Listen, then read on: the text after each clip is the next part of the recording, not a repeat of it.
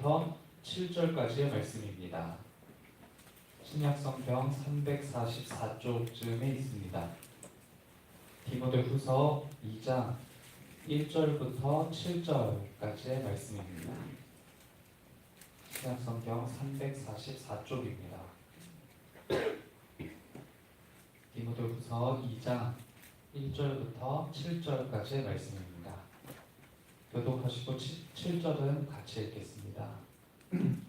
내 아들아, 그러므로 너는 그리스도 예수 안에 있는 은혜 가운데서 강하고 또 내가 많은 증인 앞에서 내게 들은 바를 충성된 사람들에게 부탁하라. 그들이 또 다른 사람들을 가르칠 수 있으리라. 너는 그리스도 예수의 좋은 병사로 나와 함께 고난을 받으라. 병사로 근무하는 자는 자기 생활에 얽매이는 자가 하나도 없나니 이를 병사로 모집한 자를 기쁘게 하려 함이라. 경계하는 자가 법대로 경계하지 아니하며 승리자의 관을 얻지 못할 것이며 수고하는 농부가 곡식을 먼저 받는 것이 마땅하니라. 내가 말하는 것을 생각해보라. 주께서 범사에 내게 충명을 주시리라. 아멘.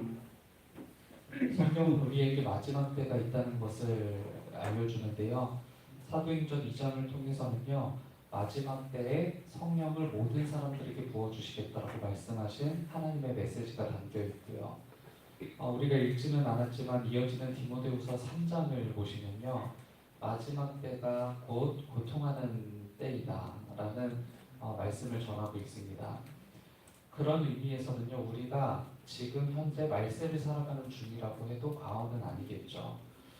성경이 말하는 마지막 때, 우리는 그 시절을 지금 함께 보내고 있는 중일 겁니다. 특별히 디모데후서 3장은요, 그 마지막 때에 대해서 더 구체적으로 알려준다고 할 수 있는데요. 이렇게 기록하죠.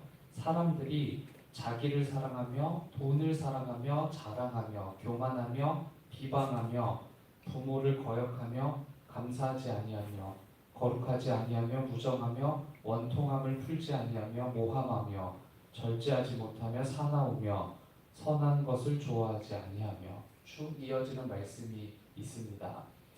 그 마지막 때가 고통스럽다고 표현한 이 바울의 의미가 이 구체적인 일들을 통해서 무엇인지 확인하게 되고요.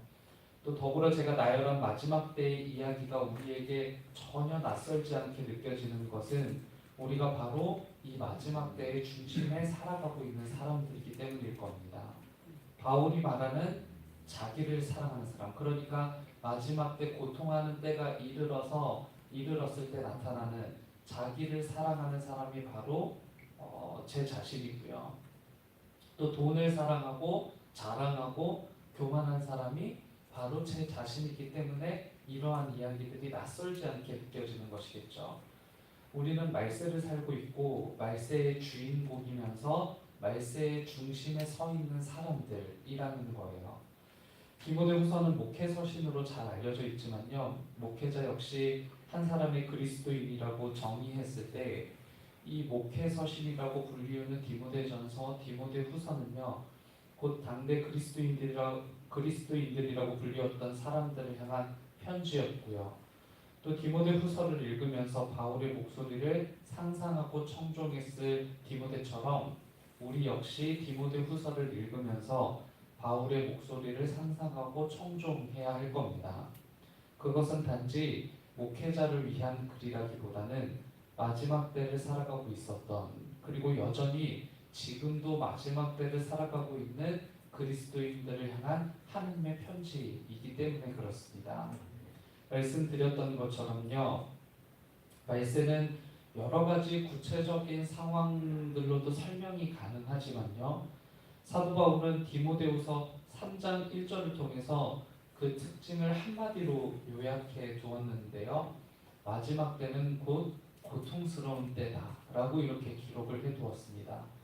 헬라어 단어 뜻에는요, 어렵고 위험한 때다, 견디기 힘든 때다, 또는 난폭한 때다라고 이렇게 덧붙일 수 있을 것 같은데요. 말세는 바로 그와 같은 특징을 지닌 때이자 지닌 곳이라고 얘기할 수 있을 거고요. 그 그처럼 견디기 힘들고 고통스러운 때와 고통스러운 장소가 바로 말세라고 말할 수 있을 겁니다. 그런 의미에서 다시 한번 되새기자면 우리는 그 어느 때보다 말세를 살아가고 있는 중이라고 말할 수 있을 거고요. 오늘 저녁 우리가 보는 뉴스들이 바로 그것을 증명해 줄 수 있을 겁니다. 이와 같은 때와 이와 같은 곳을 살아가는 우리에게 전해주는 주님의 메시지가 오늘 본문이라고 할 수 있을 텐데요. 바울은 그리스도인들이 이와 같은 말세에서 취해야 할 것이 무엇인지를 아주 구체적으로 알려주고 있습니다. 바울은 오늘 본문에서요, 그리스도인들을 세 가지 부류의 사람으로 분류하는데요. 하나는 3절에 나타나는 좋은 병사라는 표현이고요. 또 하나는 경기하는 사람이라고 표현하고요. 그리고 마지막으로는요, 6절에 나타나는 수고하는 농부입니다. 이처럼 세 가지 부류의 사람으로 그리스도인들을 비유하는데요. 그 특징 역시 알려주었습니다. 공통적인 특징이 있죠. 4절에 보시면 자기 생활에 얽매이지 않는다라는 것이 그 특징이고요. 5절은 원칙과 법을 지켜야 한다라는 것이 그 특징입니다. 마지막으로 6절은요. 수고해야 한다라는 것이고요.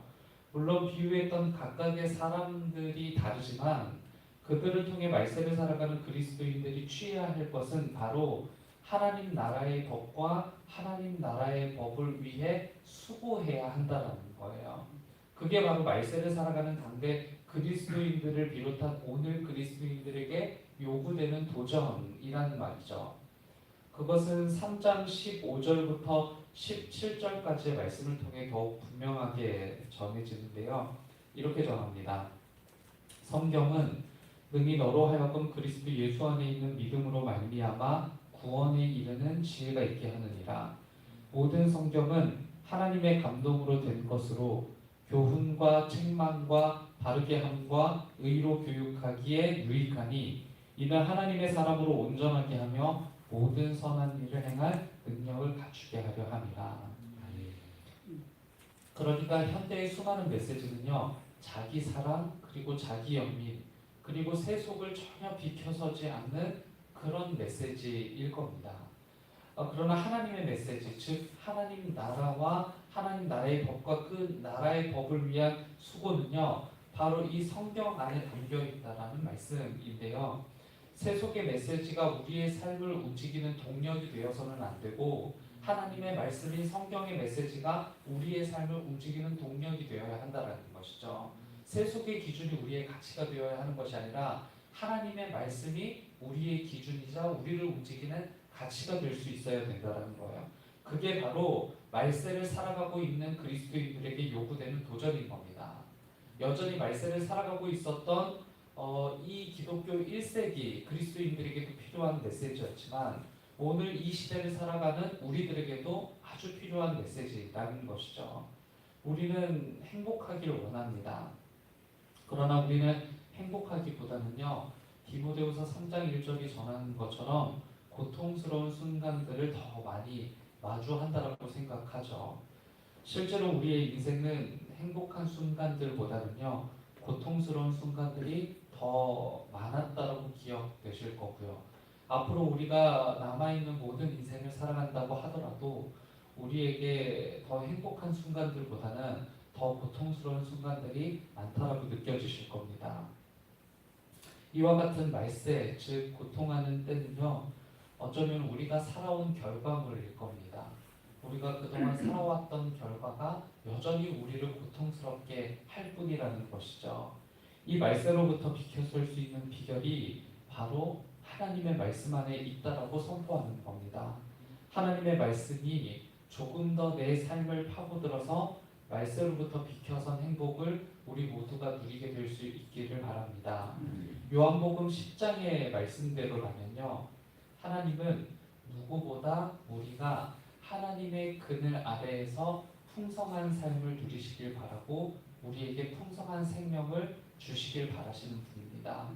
오늘 우리에게 주신, 그리고 우리가 날마다 마주하는 하나님의 말씀을 통해 그 은혜에 더 가까이 다가가는 하루가 되시기를 주님의 이름으로 축복합니다. 네, 기도하겠습니다. 잔인하고 폭력적인, 자극적이고도 원하는 건 무엇이든 이루어야 만족하는 세속의 한복판에서 잔인하고 폭력적인, 자극적이고도 원하는 것 무엇이든 이루어야 만족하는 한 사람으로 살아가고 있는 제게는 정말이지 주님이 필요합니다. 세상 곳곳에서 마지막 때임을 실감하지만 죄에 속한 저의 모습 속에서조차 마지막 때를 실감하게 되니 주님의 말씀은 세상 곳곳에 필요하지만 그 무엇보다 제 삶 구석구석에 필요합니다. 나를 바꾸셔서 세상을 바꾸시고 나를 만지셔서 세상을 변화시켜 주옵소서. 욕망을 꿈꾸고 이루는 수단이 기도가 되지 않게 하시고 우리의 욕망을 제어하고 우리가 가진 포괄적인 시스템이 우리가 드리는 이 기도 시간에 이루어지도록 도와주옵소서. 우리의 필요를 하나님께 요청하되 이웃의 눈물을 기억하게 하시고 우리가 돌아보지 못하는 곳에 하나님이 함께해 주시며 우리의 필요가 하나님의 도우심 중에 채워지도록 인도해 주옵소서. 고통하는 때에 더욱 고통스러운 몸과 마음으로 살아가는 교우들이 있습니다. 요양병원에 계신 그리고 병원에 입원 중이신 교우들과 하나님께서 함께해 주시고 그곳에서도 하나님과 그 나라를 향한 소망을 잃지 않도록 도우시옵소서. 환우들과 함께 하시고 아픈 몸과 마음이 치유되고 하나님을 통해 살 소망을 갖도록 인도해 주시길 바랍니다. 여러 가지 문제로 고통하고 있는 사람들에게도 찾아가 주셔서 주님의 나라를 함께 보고 함께 꿈꾸며 문제보다 크신 하나님을 신뢰하는 시간 되도록 인도해 주옵소서. 오늘 있게 될 금요기도회를 통해 우리의 영이 깨어나는 시간 되게 하시고 우리 교회가 살아나는 시간이 되게 해 주옵소서. 말씀 준비하시고 이끄시는 담임 목사님을 굳건히 하시고 그 말씀을 통해 오늘도 살아있는 하나님과 그 마음을 알고 행하는 우리가 되도록 인도해 주옵소서. 무엇보다 오늘도 우리의 삶을 구별하여 하나님께 드립니다. 구별하여 드린 그 마음과 그 생각을 마음껏 축복해 주시며 하나님 앞에서 거룩한 마음으로 살아가는 우리 모두가 될 수 있도록 주님께서 인도해 주옵소서. 그리하여 우리를 통해 하나님의 나라가 더욱 구체적으로 드러나는 삶이 이어지도록 인도해 주옵소서. 예수 그리스도의 이름으로 기도드립니다. 아멘. 하늘에 계신 우리 아버지여, 이름이